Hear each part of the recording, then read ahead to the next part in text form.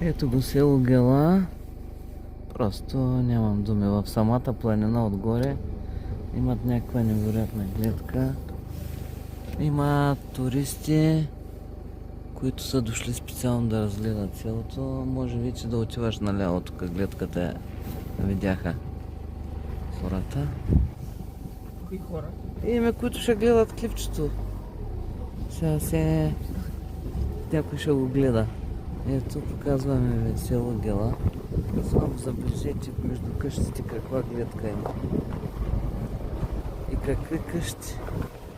Просто е нещо невероятно.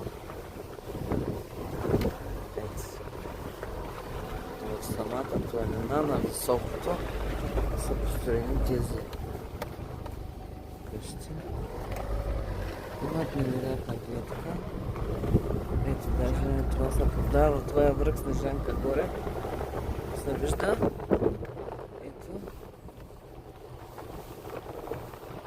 Зелена, да. Чист въздух. Кристално чист, но и много студен. Ето, ще го селим селото. Къде се подвизава това селце? Гела. Родното място на Чудомир. Извинявам се, на Орфей. Въобще не се е родил на случайно място. Тук каква гледка.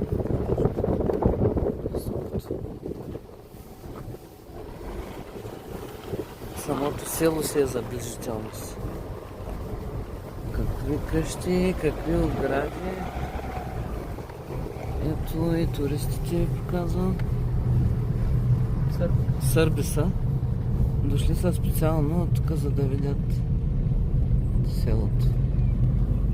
С организирана екскурзия за организиран транспорт. Преди малко се запознахме с техния шофьор. И той ме осведоми за тази кръчма, където ще обядват. И ние ще отидем там.